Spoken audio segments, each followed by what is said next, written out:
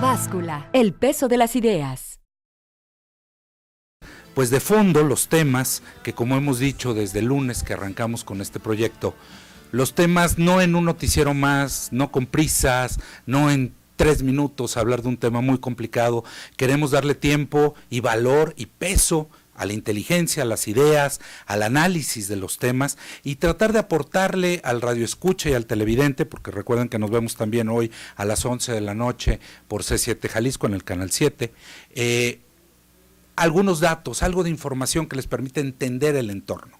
Hoy vamos a tocar 2 temas, uno muy actual, sucedió el día de ayer, y otro que nos enteramos de la noche a la mañana, pareciera que brincó la semana pasada. El precio, tuvimos una serie de bloqueos en el centro de la ciudad, habían sucedido en los Altos de Jalisco.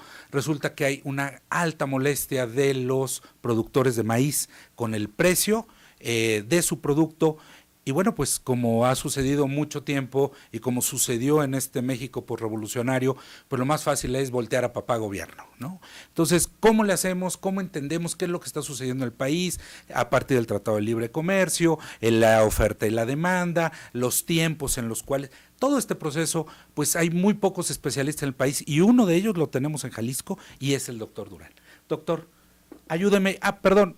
El segundo tema, por favor, no se lo pierdan. Ayer se firmó algo que, por lo menos en mi opinión, va a cambiar la lógica de la educación en Jalisco para los próximos 20 años. ¿Por qué? Porque por primera vez vamos a tener un mecanismo que le dé valor al mérito, donde vale la pena, donde alguien que no importa su condición económica, social, sepa que trabajando, estudiando, echándole ganas a las cosas, puede acceder a los mejores estándares de educación. No solo que ya no se puede quedar fuera, sino que puede, compitiendo, entrar a los mejores estándares.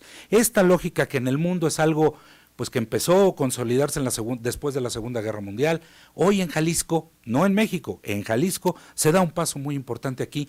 Y bueno, quisiera el doctor, con toda la experiencia académica y universitaria que tiene, lo tocaremos en el bloque 3 y 4. Primero que nada, doctor, muchísimas gracias. Y bueno, pues, ¿cómo ve este asunto del maíz? Bueno, primero agradecer la invitación a participar en este programa de La Báscula y, por supuesto, pues reiterarle el agradecimiento para participar en estas pláticas. En lo que se refiere a los precios del maíz, los precios siempre es algo complicado en la relación que se establece entre los productores y quienes compran los productos.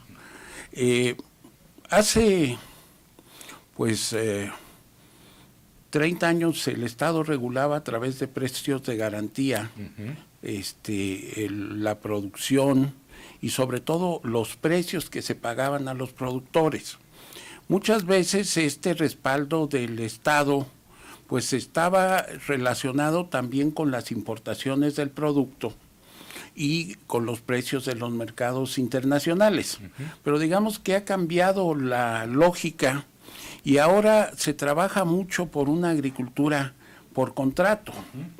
Y los mercados internacionales siguen siendo mercados muy intervenidos a veces por los mismos países productores quienes controlan la producción de alimentos básicos. En este caso, los Estados Unidos tiene una reserva territorial para la producción de maíz muy importante y frecuentemente sucede que hay subsidios a estos productores. Evidentes y escondidos. De los dos tipos de manejos que se hacen en estos mercados, que también tiene grandes empresas que habría que retomar a finales de los 70, principios de los 80, eran unos cuantos grupos de origen familiar los que controlaban los excedentes en los mercados internacionales. Cargill, Pioneer, sí. Y finalmente esto generaba muchos problemas también para el Estado y para respaldar los precios de garantía. Bueno, en esta lógica de división internacional del trabajo, pues empezó a dar una agricultura de contrato en México que tenía que ver con que México se orientara a la producción de legumbres y hortalizas. Después de aquel periodo que tuvo México de exportar productos que le generaran divisas para el proceso de industrialización de entre los 50 y los finales de los 60. Entonces México empezó a trabajar en esta agricultura por contrato de frutas y hortalizas de exportación. Y finalmente pues se abandonó mucho la idea de respaldar la producción de alimentos básicos. Uno recuerda de aquellos sistema alimentario mexicano, la idea de la autosuficiencia alimentaria, pero finalmente es importante el manejo de los alimentos básicos. Pero el día de hoy ya asistimos a otro tipo de agriculturas. Ahora se trabaja por agricultura de producción por contrato. Y entonces los productores contratan un precio que finalmente es el que viene a ser el que le pagan estas empresas que le compran los granos o con los que contratan, o las mismas asociaciones de productores reciben esos granos y compran esos granos, pero el Estado ha tenido que corregir, digamos, las desviaciones de mercado. Me parece que fueron 13,000 millones de pesos los que se están dedicando a la distorsión de los mercados. Y digamos que hay un grupo que contrata y se respetan los precios. Hay otro que tiene diferencias y en ese caso el Estado mexicano interviene y finalmente con estos recursos federales compensa. Y habría otro caso que son aquellos productores que no contrataron y que están en precios mucho más bajos. Es decir, lo que anda en lógica de mercado interno, que serían autoconsumo.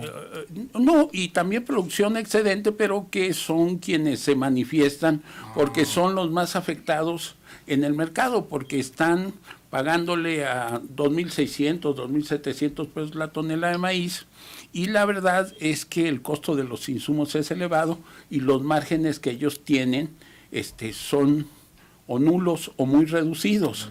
Y entonces ellos son seguramente los que a nosotros vamos a encontrar en bloqueo de carreteras y en la petición de que se les pueda respaldar.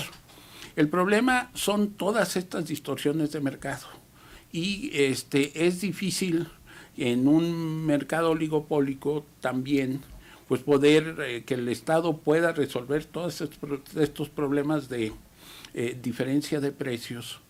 Y finalmente, pues sí hay productores perjudicados en ese esquema y es difícil también que las instancias estatales presupuestalmente resuelvan estas distorsiones de mercado, porque estamos hablando permanentemente, ¿no? Sí, nosotros tenemos realmente poca superficie comparada con la superficie norteamericana que se puede dedicar a la producción de maíz. Estaríamos hablando de 23 millones de hectáreas contra 365 millones de hectáreas.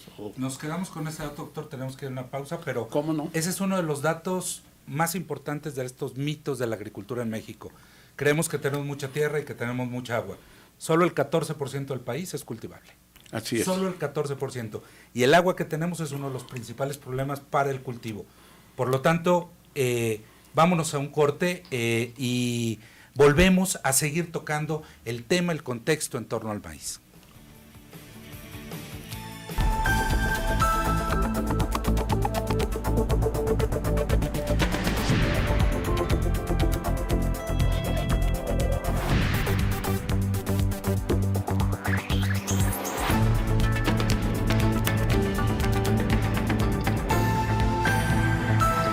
La báscula, el peso de las ideas. Regresamos, estamos en vivo en 1070 de amplitud modulada y les recuerdo nuestra repetición 11 de la noche por C7 Jalisco en televisión y mañana 6 de la mañana por C7 Radio. Les dejo nuestros teléfonos, queremos saber su opinión, las preguntas que puedan tener, teléfono 3641-7414 y 3640-2131, mi cuenta de Twitter, @sRamírezRobles. Y bueno, pues esperamos su retroalimentación, sus comentarios en torno a los temas que estamos tratando. Nos quedamos, doctor, con el tema, estábamos tratando el tema del maíz, el problema que se ha generado. Yo le quería preguntar, ¿qué tanto nos afectó, nos benefició estos 10 años, primero 10 y luego 15, que nos dio el Tratado de Libre Comercio con Estados Unidos, para que no se para que el maíz no siguiera teniendo un arancel para la venta a Estados Unidos?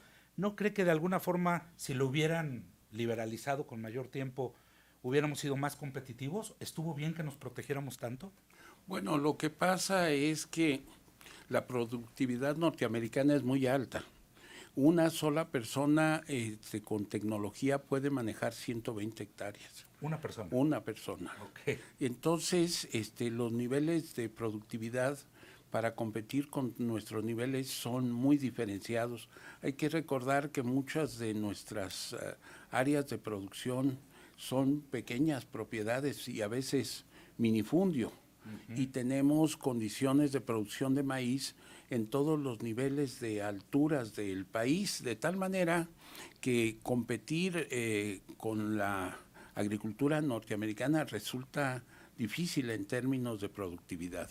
Y luego, el otro asunto que también nos resulta a veces muy difícil es algo que se da y lo han estudiado mucho los economistas, son los términos de intercambio entre quien produce bienes agrícolas y consume bienes industriales. Okay. La relación de precios es mucho más alta en los bienes industriales que los precios que se pagan por los bienes agrícolas. Entonces, hay una tonelada de maíz a $100 comercializada te puede dar $15,000 en diferentes productos. Exacto. ¿No? Okay. Digo, industrializada te puede dar $15,000 y se industrializa para comida, para ganado, para mascotas, para gasolina, para etanol, para etcétera. Exacto, ¿no? Y en ese sentido también los usos del maíz han cambiado. Ese que acaba de mencionar Sergio, el caso del etanol, ha hecho que los precios del maíz también varíen y el interés por el consumo de mayores toneladas dirigidas a la producción de biocombustibles. Y en ese sentido, pues en nuestro país el maíz es utilizado como alimento básico y es una competencia ya en precios que cambió, digamos, el esquema de periodos anteriores. A la hora que comienza a utilizarse como biocombustible, pues hay un mercado mayor para este grano que se produce y compite con el uso para el consumo que tenemos nosotros en México, ¿no? Y eso termina afectando en un mercado global, como es el del maíz, termina afectando el precio no solo en México, sino en todo el mundo. En todos los mercados internacionales y muchas veces pues el país tiene que estar cuidando los precios en los mercados internacionales, en Chicago, y finalmente tratando de evitar las distorsiones para que los productores no se vean afectados. Ahora, sin duda, pues es muy difícil y en este caso el gobierno del estado hizo un esfuerzo por tratar de resolver un problema que está afectando a un sector de productores agrícolas del estado. Sin embargo, no es fácil resolver en estos mercados oligopólicos ni tener los presupuestos para resolver el pago de darle una solución local a un problema global. Así es. Doctor, ayúdenos a entender por qué en Chicago se fijan los precios de los alimentos en el mundo. O sea, para la gente común debe ser muy complicado entender que no se fija en Santa Tere o en el mercado, bueno, lo que es el mercado Corona, etcétera. De repente hay un mercado de los bienes, en este caso los bienes agrícolas, es en Chicago. ¿Por qué Chicago y cómo funciona? Bueno, de hecho, uno podría ver, es donde se manejan los excedentes de producción de los mercados internacionales, pero hay que ver que detrás de ese manejo de mercado, pues también hay un control de esos mercados de excedentes. Y lo hacen unas cuantas empresas. En México también participan y compran grano estas empresas, algunas de ellas compran grano y bueno, pues generan distorsiones en los mercados de precios, y el control que finalmente ejercen en el mercado de excedentes, pues les permite fijar precios que convienen a ellos, y no necesariamente son los precios de las necesidades internas de nuestro país y locales. Y de cada región. Y de cada región, exacto. Y de cada región. Yo así lo vería, ¿no? El tema mucho se ha dicho que el verdadero problema del campo en México y del maíz sobre todo es que hay un grado importante de especulación. En estos mercados modernos, oligopólicos, donde hay grandes empresas, donde ya hay agricultura por contrato, a ver si estoy en lo correcto, si no con toda confianza me corrige, la agricultura por contrato es aquella en la que un gran comprador, llámese Walmart, llámese Cargill, llámese el que sea, le dice al ejido Equitupan, ¿cuánto vas a producir? Bueno, vas a producir tanto. Yo espero, en Chicago me dicen que la producción el año que entra de tonelada de maíz va a estar en tanto, yo te la voy a pagar abajo del precio del mercado para que te convenga, pero pase lo que pase, yo te la voy a pagar.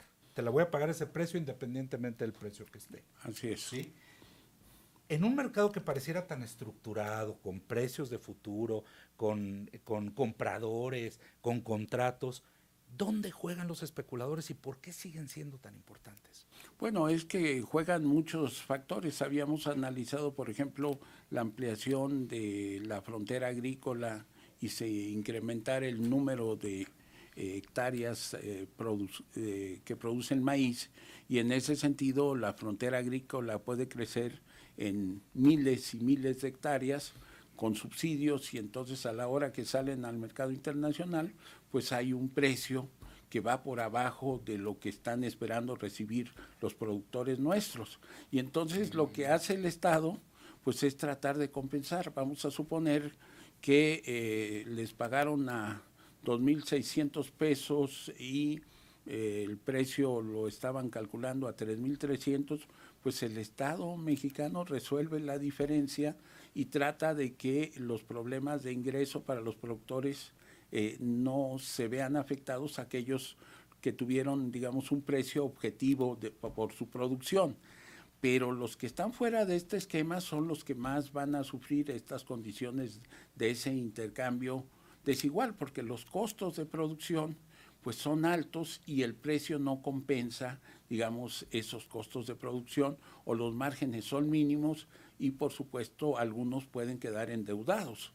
Y ese es, digamos, el malestar que a veces se manifiesta de parte de los productores en estas protestas y en este tipo de cosas, que finalmente pues el Estado trata de resolver y tratar de eliminar esas distorsiones de mercado. Un término que se ha utilizado mucho de unos años para acá en el mundo es el término de la seguridad alimentaria. Así es. Para los precios, para todo. ¿Cómo entendemos o cómo entiende el ciudadano común la seguridad alimentaria? Bueno, yo pienso que es un término utilizado estratégicamente. Hay otro que es autosuficiencia alimentaria y desarrollo sostenible, que finalmente se refiere a cuidar que la población internamente pueda tener la producción de alimentos básicos, y que no dependa tanto de estos mercados, y que se garantice una producción de alimentos básicos en términos nacionales. Es decir, produzcamos lo que podamos comer y lo que necesitamos comer, y lo que sobre veremos si lo vendemos. Así es buscar también cuál es la posición nacional en mercados. Nos vamos a ir a un corte. Regresamos a tocar este tema que les adelantaba, muy importante, el examen único que habrá para la entrada al bachillerato en Jalisco.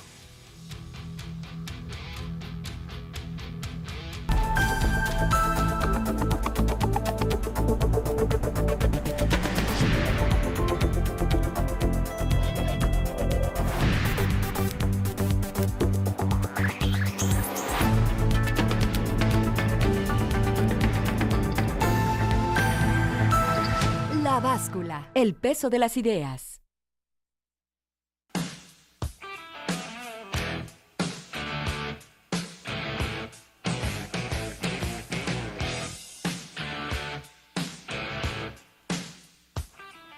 Regresamos a la báscula, el peso de las ideas, y como les anunciábamos desde el principio del programa, el día de ayer, bueno, primero les doy los teléfonos porque luego me regañan, los teléfonos 3641-7414, 3640-2131, y bueno, mi Twitter @S Ramírez Robles y @1070 Noticias. Son los espacios, llámenos, escríbanos, todos sus comentarios serán bienvenidos.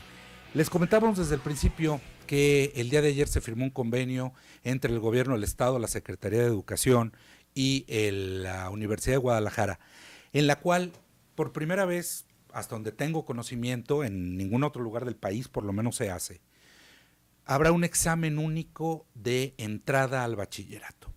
¿Qué era lo que sucedía? Teníamos muchísimos chavos que querían entrar a la UDG y que la UDG no tenía capacidad para recibirlos a todos. Y teníamos otros sistemas de bachillerato, el CECITEG, el COBAEG, el CONALEP, dependientes del gobierno del estado, que tenían aulas a medias o cancelando grupos. ¿Cuál es la idea? La idea es que por primera vez, es la parte que a mí me llama mucho la atención. Yo tuve gracias al doctor, por cierto, tuve la oportunidad de estudiar en Francia, y una de las cosas que más me impactaron fueron precisamente que el mérito valía, que no importaba si nacía el chavo francés en la montaña más alta de los Pirineos y su familia ganaba el salario mínimo, etcétera, etcétera. Si el chavo estudiaba, se esforzaba, había un mecanismo que premiaba el mérito. Y este mérito era allá el bachillerato, el BAC, es un examen único. Hoy pareciera, por lo menos de entrada en el papel, que se pueden resolver varios problemas. Veía números y decían que el 18% de la demanda de entrada a la preparatoria puede, nada más con este acuerdo, verse resuelta. 18% de los estudiantes que no entraban, nada más con esto podrían estar entrando. La experiencia del doctor Durán en materia educativa, en materia universitaria, pues, digo, poco que abundar en el tema. Yo quisiera preguntarle, doctor, este es un mecanismo no solo matemático de que entren más chavos. ¿De veras cree que haya un asunto donde se fomente el mérito, el esfuerzo para los jóvenes? Bueno, sin duda, en el caso de la Universidad de Guadalajara, digamos, desde el año 95, se empezó a aplicar un examen para seleccionar los estudiantes en el ingreso. Uh-huh. Es un examen de habilidades verbales y matemáticas, y estos muchachos que entraban a nivel de licenciatura tenían que pasar este examen para hacer una selección de ingreso a la universidad. ¿De dónde surge el problema? Surge del crecimiento de la población y la necesidad de estudiar de los muchachos, y de la universidad también de transparentar los procesos de ingreso.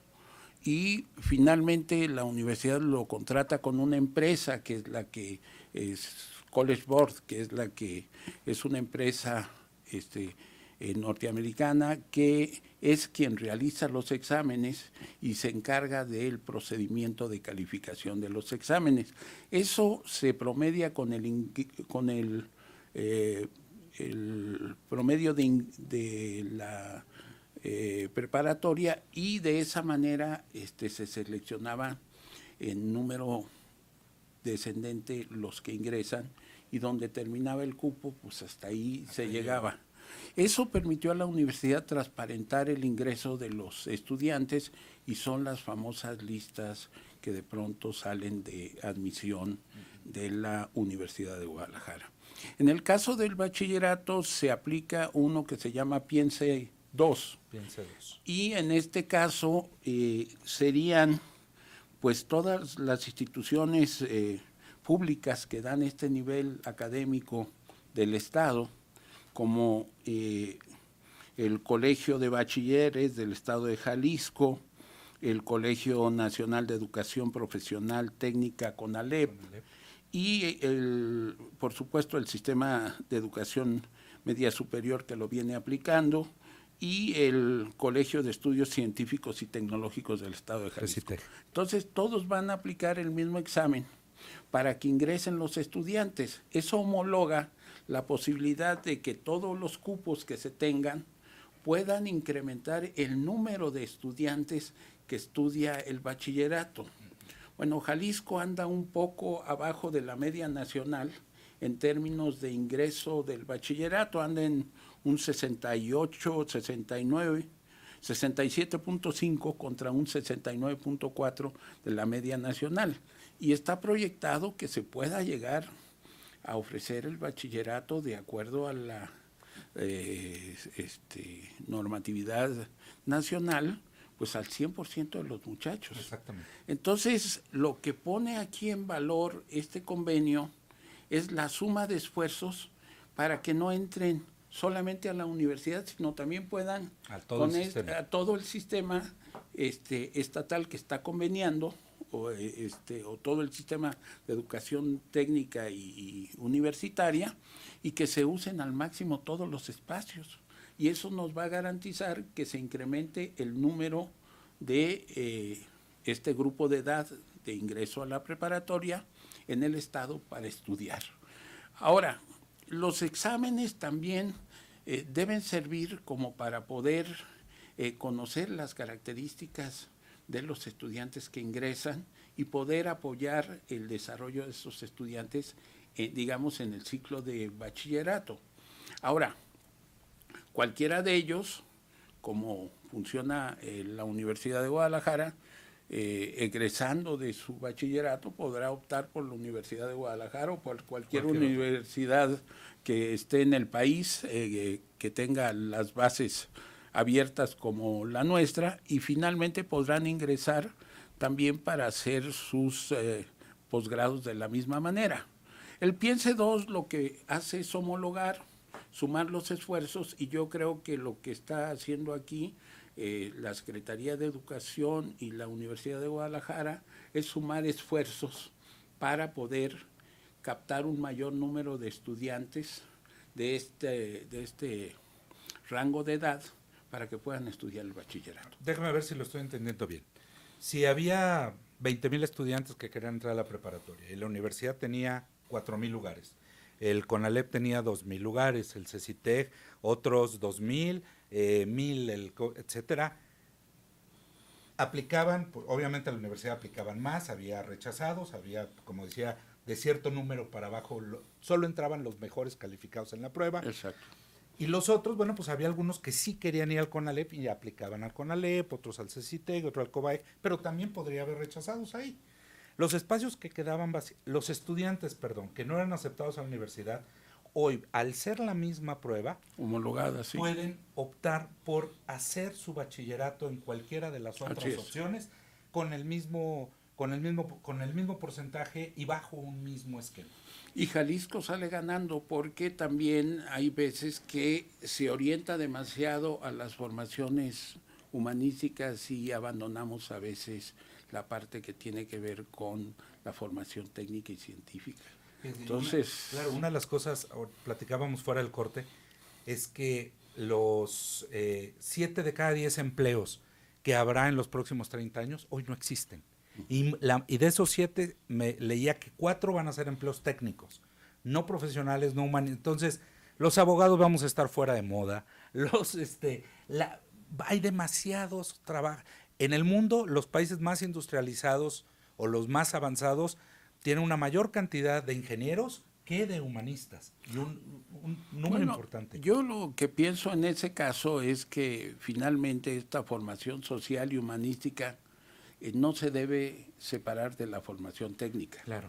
También, digamos, uno de los errores que yo diría de posguerra fue tratar de separar una formación técnica de una formación social y humanística. Y yo creo que las dos deben de manera integral formar a la persona y generar esa sensibilidad. De hecho, en los países social avanzados pasas por un tronco común con una formación humanista y después puedes optar por seguir por la misma o irte a una formación de ingeniería, ¿no? Y con eso, bueno, pues le da mucho más espacio a los de trabajo en un mercado competitivo a los estudiantes que van egresando. Vamos a regresar con este tema, doctor. Tenemos que irnos a una pausa. Regresamos después del corte. ¿Cómo no? Muy bien.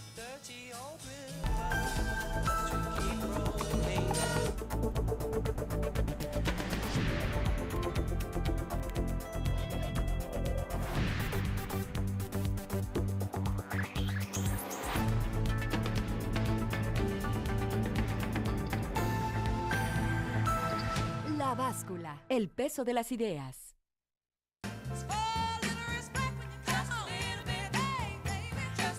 Just a little respect, un poco de respeto, dice Aretha Franklin. Con eso regresamos al tema, este tema del examen único. Y yo le quería preguntar, doctor, dos aristas que creo que son importantes. Una, este asunto del mérito y el reconocimiento, ¿no? Platicábamos ahorita fuera del aire, bueno, lo decía al principio en la introducción, el asunto del mérito es que en México estamos muy desmotivados a que siempre hay un influyente, el amigo de no sé quién.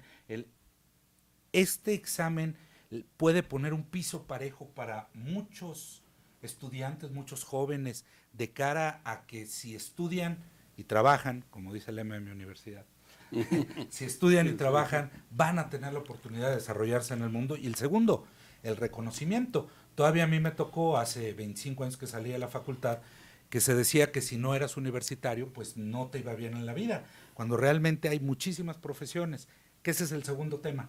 Esto de que 7 de cada 10 empleos no se han inventado el día de hoy. Este asunto del mérito y el reconocimiento, ¿cómo lo ve? Bueno, por supuesto que tiene que ver con el esfuerzo y con el mérito que va adquiriendo.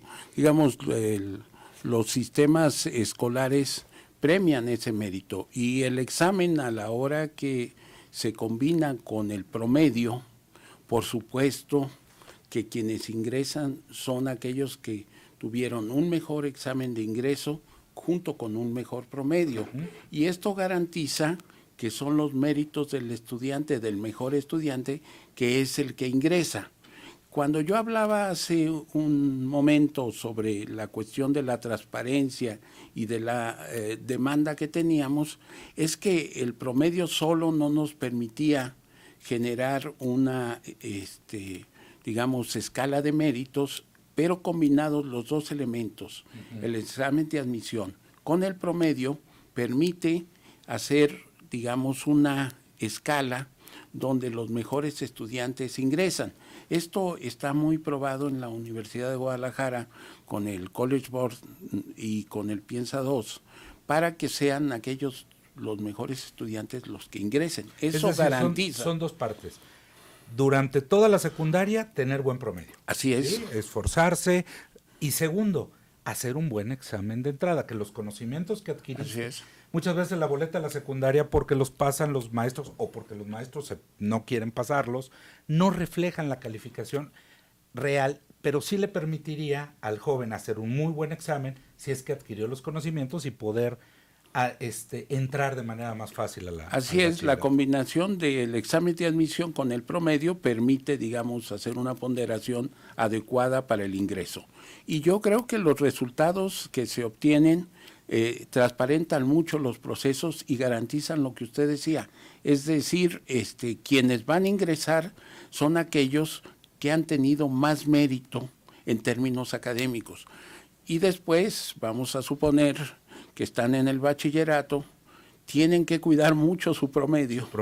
Y tienen que hacer un buen examen de College Board para poder entrar, si quieren ingresar a medicina, donde hay muy pocos lugares y es muy competido, pues tienen que olvidarse de otra cosa más que estudiar para lograr un promedio muy alto. Muchas universidades del mundo se vuelven muy difíciles en su ingreso. Nosotros tenemos convenio con la Universidad Nacional de Corea del Sur y en Corea hay veces que se preparan 2 años para ingresar a la Universidad Nacional. Entonces, no son procesos sencillos, tienen que ver con el mérito y con las trayectorias individuales.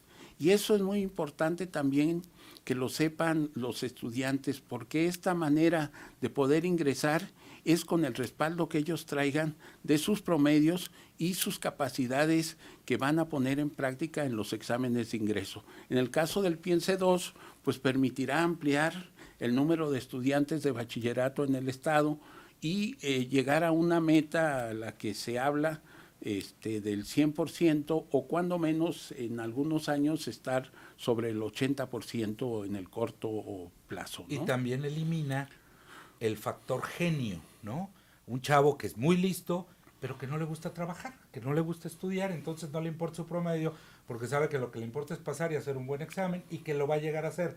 De nada le va a servir tener un excelente examen un excelente piensa si tuvo un muy bajo promedio durante la secundaria. Así es, se necesita una formación muy consistente para poder acceder a esos niveles de méritos. Y por supuesto, de la licenciatura se va al posgrado y sigue un esquema de méritos. Y dentro de la universidad, los que nos dedicamos a trabajar, pues también hay un esquema de producción y de méritos interna, que es lo que nos cuenta también para las categorías académicas. ¿Cómo ve este tema, doctor, ya casi para irnos, de que 7 de cada 10 empleos del futuro no se han construido? Hoy no los conocemos. Bueno, un poco abordando lo que usted decía, hay una serie de cambios muy rápidos que sufren, digamos, tecnológicos y científicos.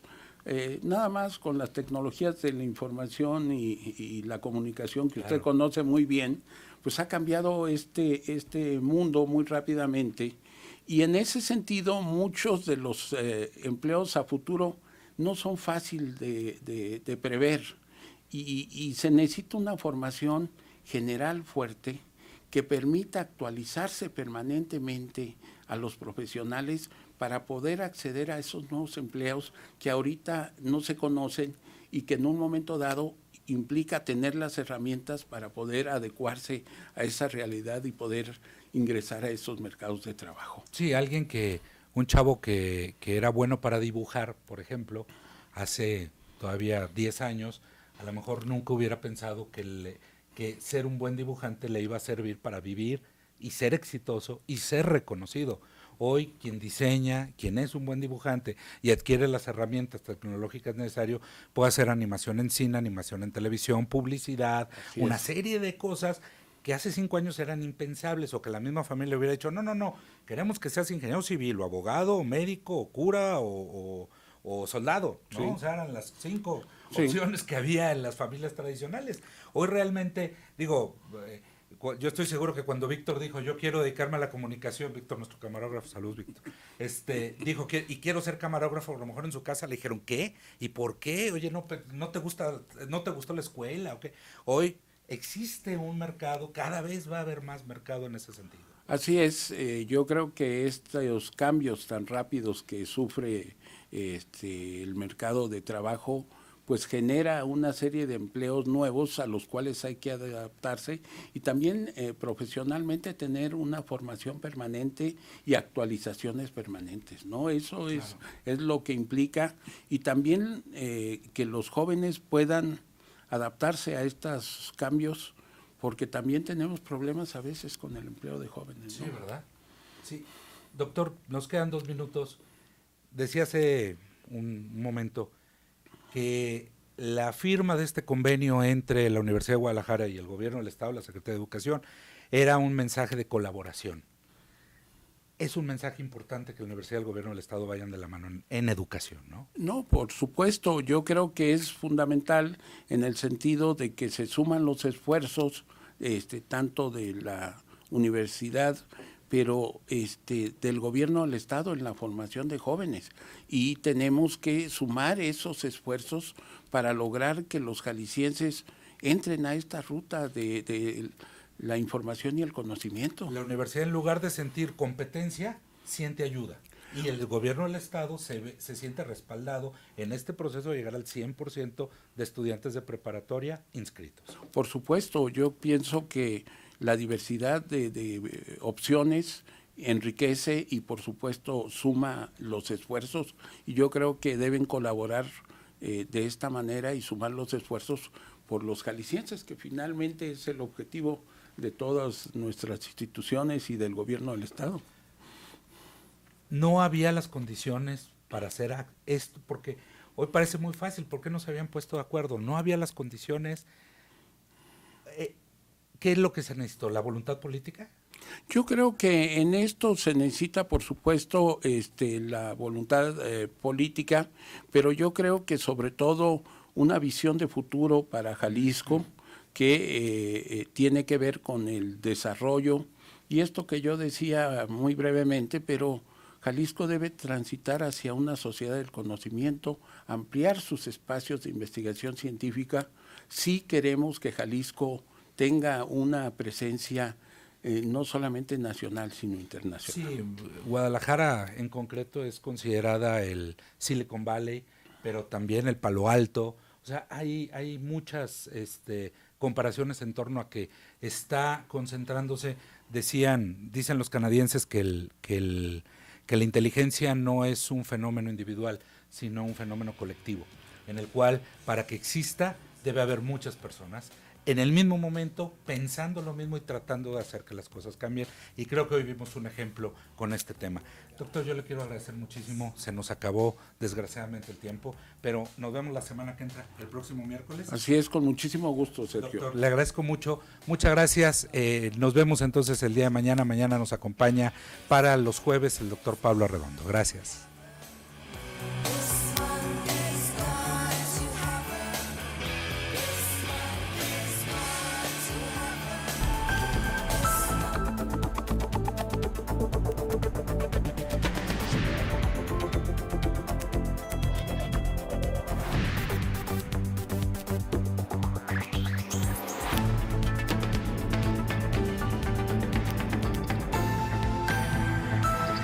La báscula, el peso de las ideas.